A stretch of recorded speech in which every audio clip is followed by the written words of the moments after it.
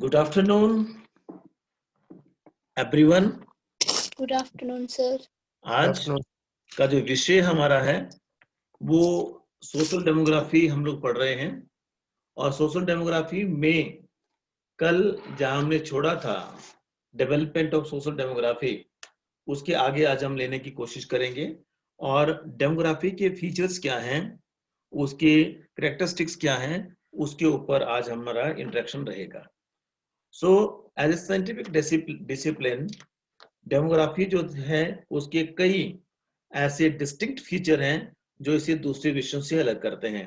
जैसे कल हमने देखा था कि लेटेस्ट जो डेवलपमेंट है उसमें और जो पॉपुलेशन जो बढ़ रही है सारी दुनिया में, उसके पॉइंट ऑफ व्यू को देखते हुए उस पर्सपेक्टिव से आने वाले समय में और आज भी डेमोग्राफी की बहुत बहुत महत्व है और उसकी बहुत इंपॉर्टेंस आज के टाइम में महसूस की गई है, क्योंकि प्लानिंग से लेके एग्जीक्यूशन तक जो भी चीजें होनी है वो बिना डेटा के नहीं हो सकती और डेटा को प्रिक्योर करने के लिए ट्रेंड जो एक डेमोग्राफर या सोशल डेमोग्राफर चाहिए होते हैं वो बहुत बहुत जरूरी है हर समाज में, उनके प्लानिंग के लिए और उसके एग्जीक्यूशन के लिए बहुत जरूरी है। तो इसलिए डेमोग्राफी के डिस्टिंक्टिव सम फीचर्स हैं उसके ऊपर हम ध्यान देने की कोशिश करेंगे।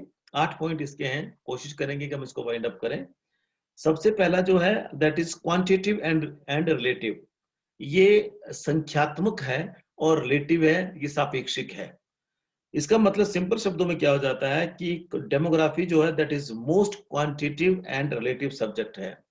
Quantitative means it is accurate. Accurate mean जो डेटा जो लिखा जाएगा वो पूरी तरह से जो लिखा जाएगा वो एक्यूरेसी के साथ लिखा जाएगा और ये उसका एकमात्र उद्देश्य जो होता है that aims to describe, discuss and explain. Describe, repeating again, describe, discuss and explain changes in population size. कहाँ change in population size, structure and distribution as well as demographic factors. Demographic factors such as, उसमें क्या होगा, fertility, mortality और साथ में migration. Fertility, mortality, migration और उसके साथ साथ जो मैरिज की वजह से जो लोगों का जो स्थानांतरण होता है वो वहां से चले जाते हैं, लड़कियों को खास करके, वो भी इसका हिस्सा है। और इस तरह से लार्ज डेटा है इन फॉर्म ऑफ सेंसिस जो हम कलेक्ट करते हैं और इसका प्रयोग जो है स्टेटिस्टिकली सर्वे में और क्वांटिटेटिव एनालिसिस जो है वो बहुत बहुत इंपॉर्टेंट है और इसकी वजह से एक्यूरेट इंफॉर्मेशन हमें मिलती है और उसके हिसाब से सारी की सारी व्यवस्था को प्लान किया जाता है। नंबर 2 है डेमोग्राफिक इवेंट्स हैं। डेमोग्राफिक इवेंट्स में जैसे हम इसमें क्या क्या लेते हैं, डेमोग्राफिक इवेंट्स में बर्थ हो गया, डेथ हो गई, मैरिज हो गया, डाइवोर्स हो गया, रेजिडेंस चेंज हो गया या कोई भी ऐसी इवेंट्स जिन्हें ऑब्जर्व करें उन्हें मेजर किया जाता है।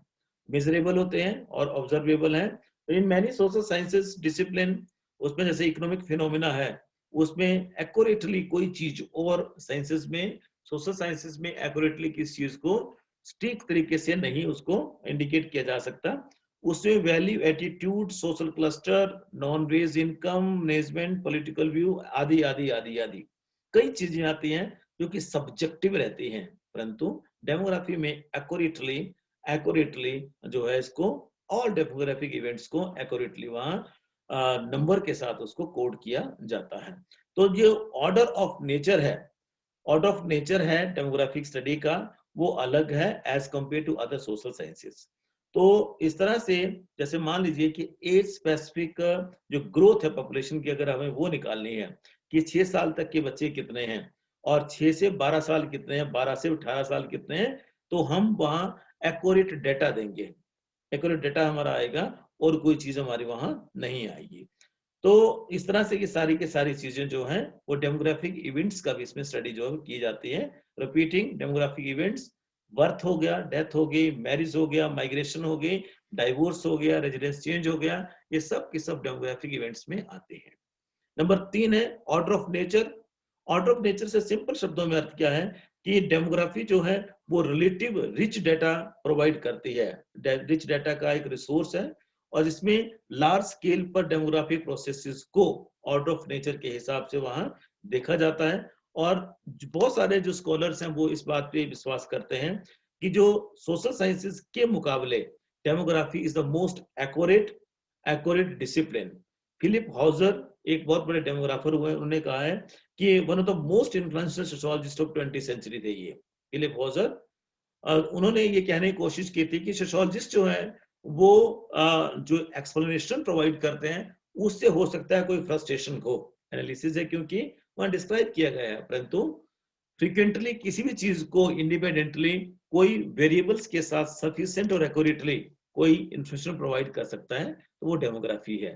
तो वो इस तरह से डेमोग्राफर जो होता है he is able to predict मैंने उसमें भविष्यवाणी करने की उसमें पूरी काबिलियत रहती है, एबिलिटी होती है, और उसी के आधार पे वो सारी जो उसकी डिग्री ऑफ कॉन्फिडेंस है वो उसी के आधार पे उसका दिखता है।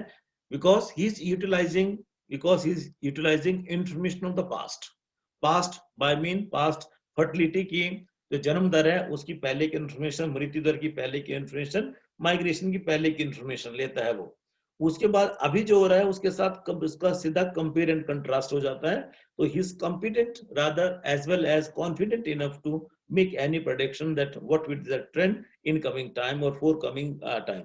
आने वाले समय के लिए क्या ट्रेंड रहने वाला है, क्या चीजें रहने वाली है, वो इस काबिल हो जाता है हिस्टोरियोग्राफिक मेथड यूज करके, और इसलिए वो ज्यादा जो है ऑर्डर ऑफ नेचर के हिसाब से वो चलता है। तो इस तरह से जो ऑर्डर ऑफ नेचर है इसमें एज पैटर्न से लेके सारा का सारा माइग्रेशन पैटर्न तक सब कुछ इसमें इंक्लूडेड है। नंबर 4 एक्यूरेसी है। एक्यूरेसी रहती है सोशल साइंसेस के जो दूसरे डिसिप्लिन है उसमें शायद इतनी एक्यूरेसी नहीं रहती है, परंतु इसमें इसमें बायमीन के क्या बोलते हैं ये डेमोग्राफी में, सोशल डेमोग्राफी में एक्यूरेसी रहती है। Demography is capable to provide accurate information about social phenomena. सामाजिक प्रघटनाओं के बारे में एक्यूरेट इंफॉर्मेशन ये प्रोवाइड करता है। ये एक सैमुअल करके विद्वान हुए हैं, उन्होंने कहा है कि जो one of the best virtue है डेमोग्राफी का that is related to accuracy. Accuracy जो बिल्कुल सटीकपन है, सटीकपन जो है वो इसकी सबसे इंपॉर्टेंट इसका फीचर है। और ये लेजिटिमेट रिसर्च एरिया जो भी हमने लिया है वहां का जो लेजिटिमेट या एक्यूरेट जो या एग्जैक्ट डाटा जो है वो डेमोग्राफी मेथड को यूज करके किया जा सकता है, डेमोग्राफी में ही हो सकता है।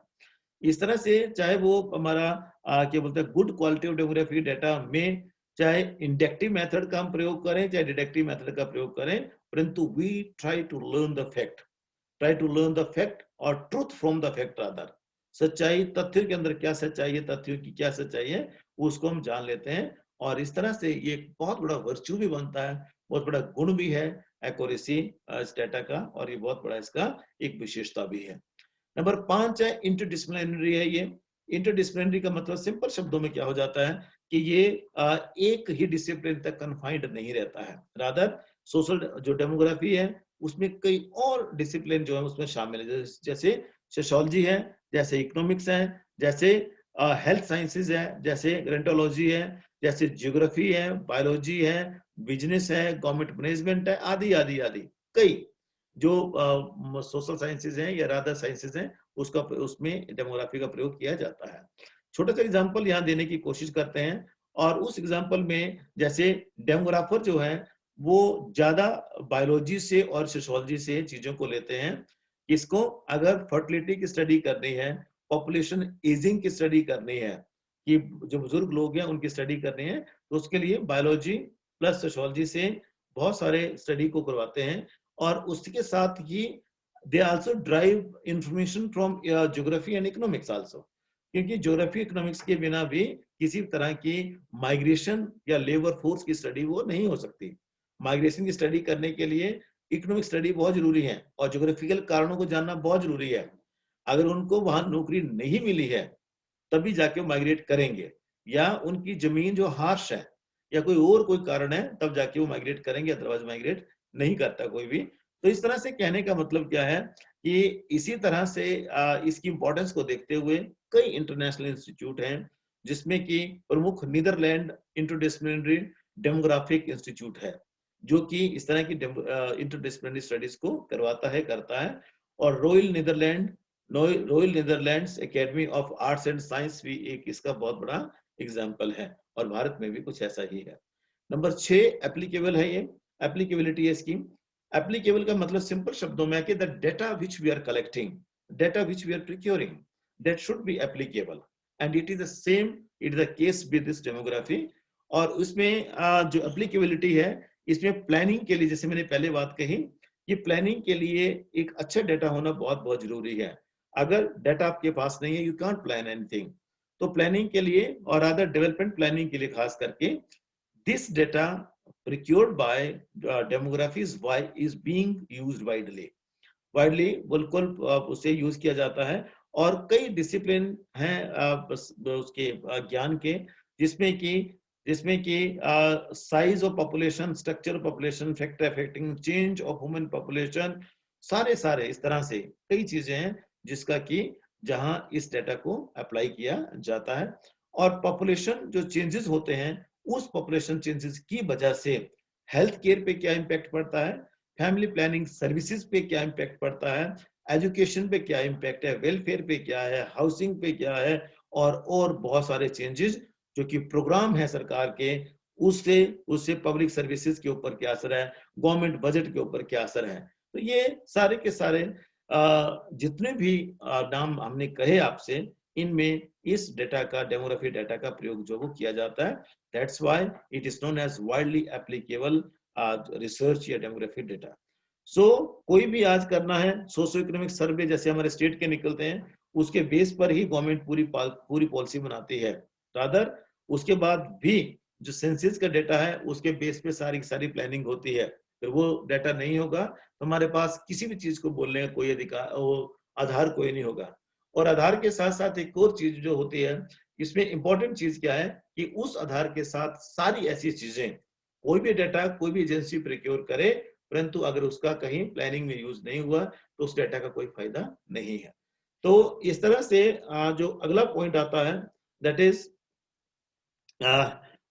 Micro study of house hold. House hold मैंने एक घर की, एक आवास की एक माइक्रो स्टडी है ये।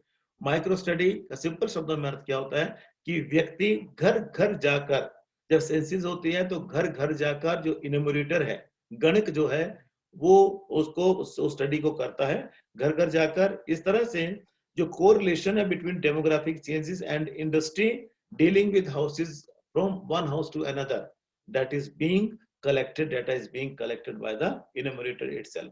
माइक्रो लेवल की स्टडी में हाउस इसका यूनिट होता है, एचएस यूनिट होता है, हाउस होल्ड यूनिट है। और इसमें पूरे गांव को यूनिट नहीं माना जाता, पंचायत को यूनिट नहीं, बल्कि हर बंदे के पास जाया जाता है और वहां से इसकी जो है पूरी की पूरी जानकारी ली जाती है। फिर उसके बाद उसको डाटा को प्रिक्योर या उसको तैयार किया जाता है प्रेजेंटेशन के लिए। तो माइक्रो लेवल स्टडी होने की वजह से हाउस होल्ड स्पेस इसमें रहता है, और सभी तरह की जो भी जो डिमांड्स है हाउस होल्ड की, चाहे वो लिविंग स्पेस का है, चाहे वो और कोई भी चीजें, variety of characteristics of population available in the house hold, चाहे छोटी सी चीज से लेके बड़ी सी चीज तक, सारी की सारी चीजें वहां हमें देखने को मिलती हैं। और इस तरह से जो हाउस होल्ड के मेंबर्स हैं, उसका जो रेलिवेंट बिजनेस एनालिसिस है, वो सारा का सारा, जैसे एनर्जी कितने यूज करते हैं आपके घर में, एनर्जी के अप्लायंसेस कितने हैं, से लेकर हाउसिंग, फर्नीचर, गुड्स, सर्विस, गाड़ी, laptop, mobile, everything is being recorded in this demographic data. So इसलिए बहुत बहुत इंपॉर्टेंट है, बहुत जरूरी है ये डेमोग्राफिक डेटा की माइक्रो लेवल की स्टडी, जो कि व्यक्ति विशेष के पूरे के पूरे स्टेटस का, जिससे हमें पता चलता है। अंतिम रहेगा मल्टी इन्फ्लुएंशियल है ये एक जगह इन्फ्लुएंस नहीं डालता, बल्कि कई जगह ये प्रभाव डालता है, इन्फ्लुएंस डालता है।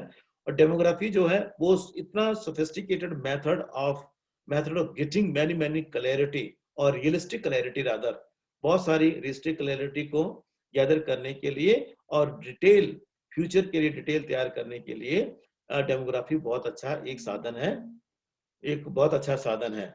तो इस तरह से कहने का मतलब जो है कि इसकी वजह से डेमोग्राफी जो every face it of social life के साथ डील करता है, जीवन के हर पहलू के साथ ये डील करता है। और चाहे वो पहलू हमारा सोशल है, चाहे इकोनॉमिक है, चाहे पॉलिटिकल है, चाहे कोई भी पहलू है, उसके साथ ही डील करता है। और जब तक पॉपुलेशन ग्रुप और एक्टिविटी इन आवर सोसाइटी, जब तक उसकी फीचर्स को हम डॉक्यूमेंट ना करें, रादर उसको ना समझे, तब तक इसका कोई भी फायदा नहीं।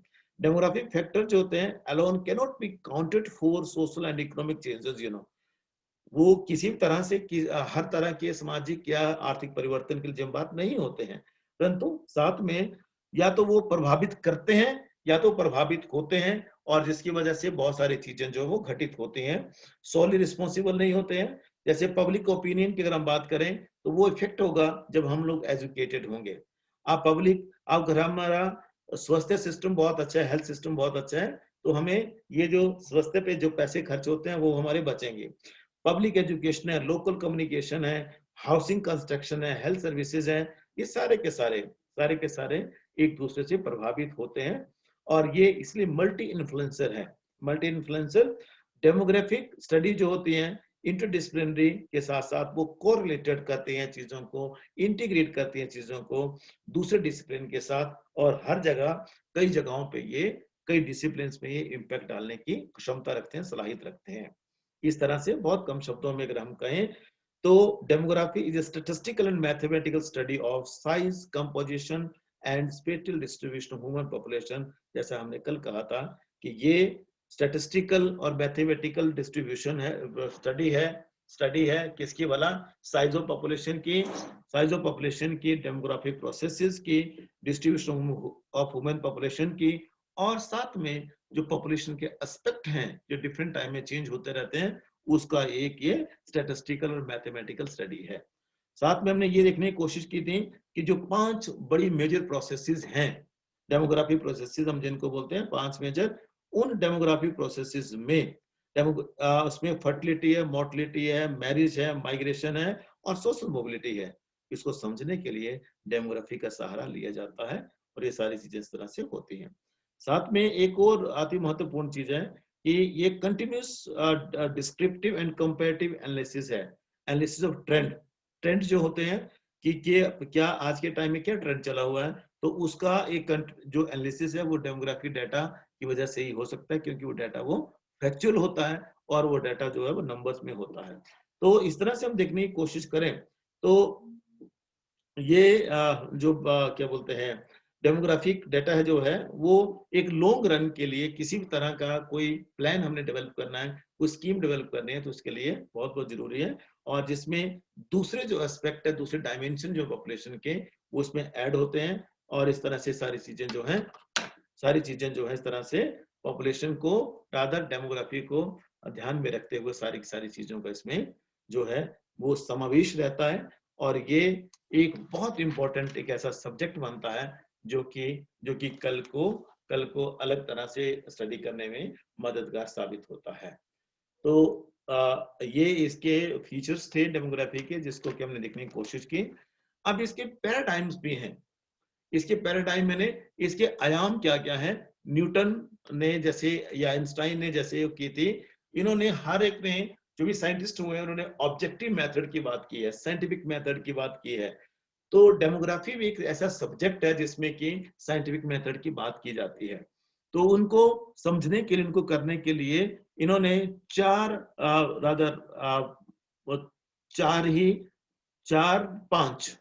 पांच डायमेंशंस की इन्होंने बात की है, जो कि साइंटिफिक डायमेंशंस हैं। इनके नाम आपको बताऊंगा, आप पढ़ लेना इसको।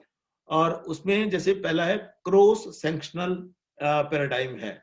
क्रॉस सेक्शनल पैराडाइम है, इसका मतलब सिंपल शब्दों में क्या होता है कि सोशल फिनोमिना को एक पक्ष से ही नहीं देखा जा सकता, परंतु उसको सच्चाइयों को देखने के लिए उसके दूसरे पक्ष होते हैं, उनको भी देखना होता है, समझना होता है, और उसके मुताबिक सारी चीजें होती हैं।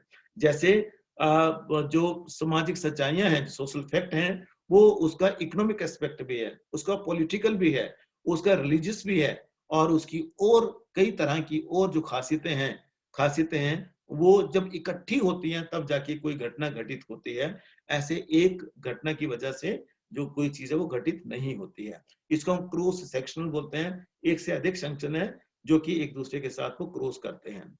देन सेकंड वन है लॉन्गिट्यूडनल। लॉन्गिट्यूडनल का सिंपल शब्दों में अर्थ क्या होता है कि occurrences of one single event during life time और सिंगल जनरेशन। एक पीढ़ी में या एक समय में एक ही घटना घटी तो उसे हम लॉन्गिट्यूडनल बोलते हैं।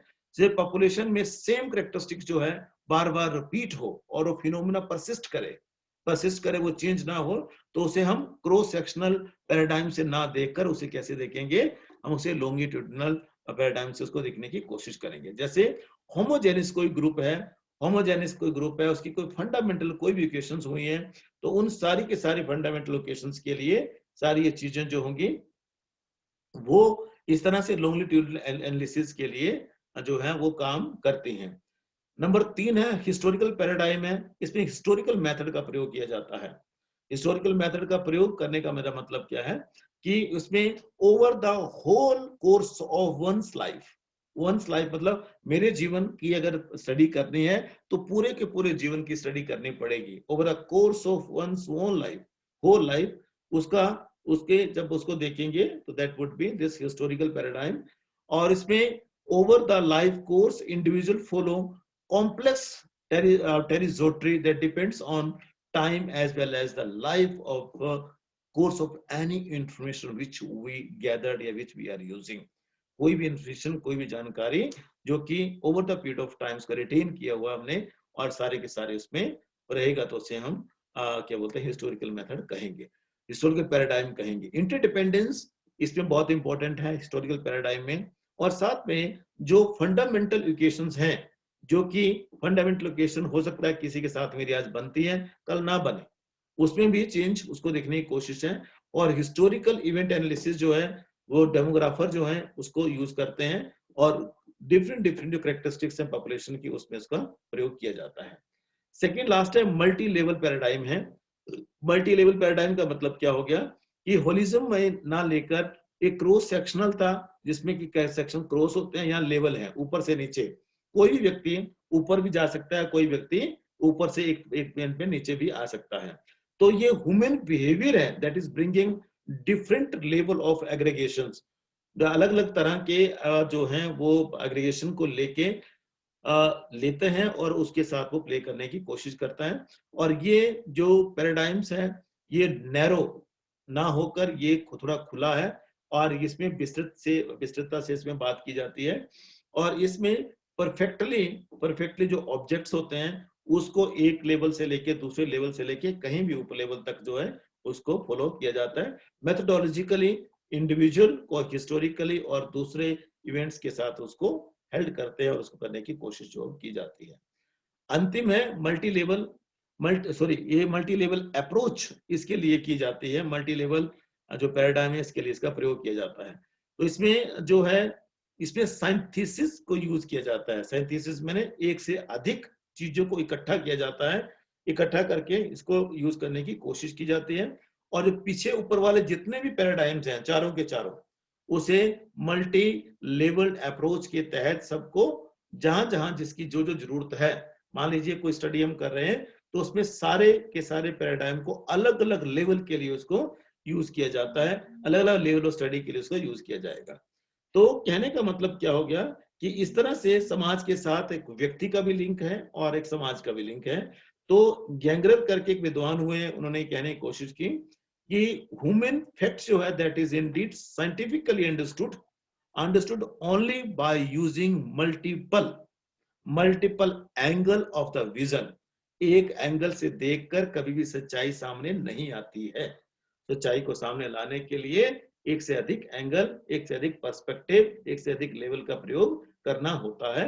And what the condition that we discover uncontrollable operation of the stereotypically, rather जो हम लोग देखते हैं वैसी सच्चाइयां नहीं होती, बल्कि सच्चाइयां जो हैं वो उससे परे होती हैं और उन सच्चाइयों को हम यहाँ देखने की कोशिश करते हैं। और इसमें मल्टी लेवल जो अप्रोच है, इसमें सारी अप्रोचेस का जो प्रयोग है बखूबी किया जाता है। अलग अलग तरह से सामाजिक सच्चाइयों को समझने के लिए इसका प्रयोग किया जाता है।